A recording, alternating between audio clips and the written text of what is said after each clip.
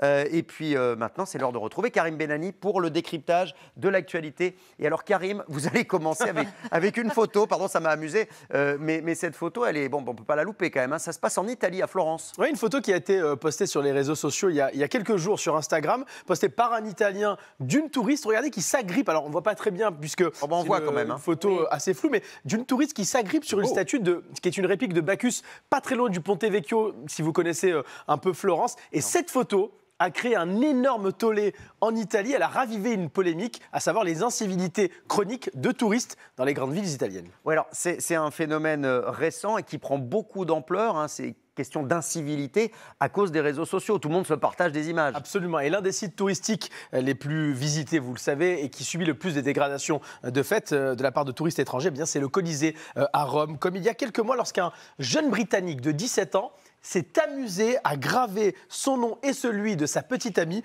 sur ce monument vieux de pratiquement 2000 ans. Regardez. Ah oui, mais alors les gens sont d'une bêtise. Ah, mais c'est pas. Oh, c'est insupportable. Avec des clés. Ouais, c'est pathétique. Il faut avouer que c'est pathétique. Et regardez le sourire.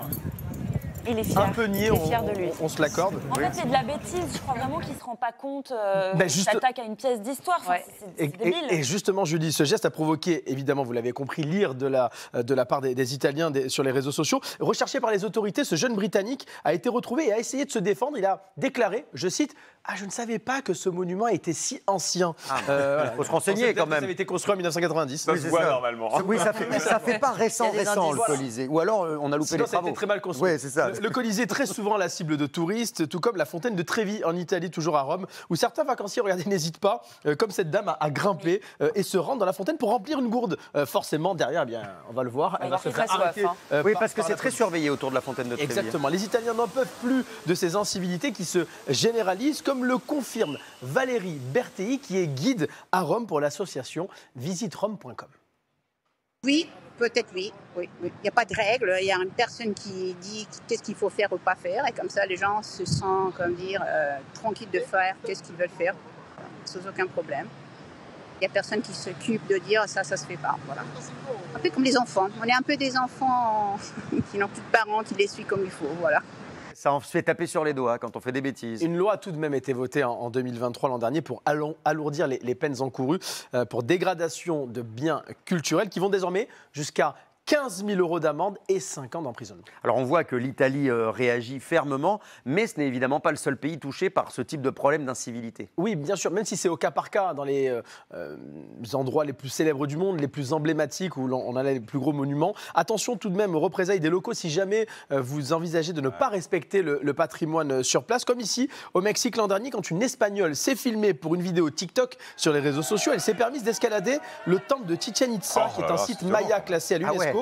L'ascension du monument est pourtant interdite depuis 2008 pour éviter sa dégradation. Outre 250 € d'amende, elle a été sifflée et vous le voyez arrosée par les Mexicains présents sur place. En France, nous sommes pour le moment assez épargnés par ce phénomène sur nos monuments, l'Arc de Triomphe, la Tour Eiffel par exemple. Mais cet été sera un bon test avec des millions de touristes qui vont transiter par la France, par Paris, pour les fameux Jeux Olympiques et Paralympiques qui débutent cette semaine. Oui, alors le problème, c'est que pour réussir à atteindre un monument en ce moment, il faut escalader des grillages. Donc, pour l'instant, il y a à moins de graver sur le grillage. Oui, il y a assez peu de risques d'atteindre un monument pour l'instant. Alors, il paraît que toutes ces barrières vont être enlevées samedi. Le lendemain de la fameuse cérémonie d'ouverture. D'accord. Voilà, parce que là, il y en a beaucoup. On pourra graver tranquille. Donc allez-y, vous pourrez aller taguer la Tour Eiffel, ça va être super.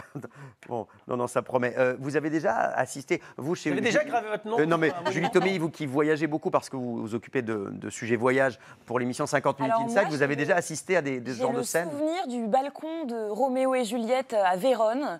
Et quand on y arrive, il y a un mur qui est rempli de chewing-gum collé. Et les gens collent leurs petits mots avec leur chewing-gum. Et vraiment, c'était hyper bizarre. J'ai déjà vu ça. Mais c'était le cas aussi du Pont des Arts à Paris, où absolument, avec les cadenas. venait mettre un cadenas et le poids des cadenas a failli faire s'écrouler le fait, exactement. pont. Et oui, c'est pour ça qu'on a mis à la place des trucs des planches en plexiglas pour empêcher de pouvoir accrocher les cadenas. On peut revoir quand même cette image qui nous a beaucoup choqués. C'est le jeune homme qui grave. Quand même, ça, c'est quand même incroyable de voir des choses pareilles. On espère qu'il a pris conscience maintenant que le Colisée... Et malheureusement, ça crée des émules, puisqu'il y a d'autres personnes, d'autres touristes qui ont fait la même chose. Après, tout le monde veut le faire. Donc alors on arrête de vous la montrer tout de suite. Enlevez cette vidéo. Enlevez cette Je vidéo. crois que ça passe par l'éducation. Il faut surtout dire aux gens ce qu'ils voient. Et voilà, c'est pas simplement pour faire une photo Instagram. C'est de l'histoire. Je pense que si on raconte l'endroit... Ah, moi, je ne vais dans les lieux que pour faire des selfies. Moi, d'ailleurs, sur LC, c'est... Sur voilà, regardez, bonjour, là, c'est pareil. Je fais un petit selfie le temps de la météo. Hey.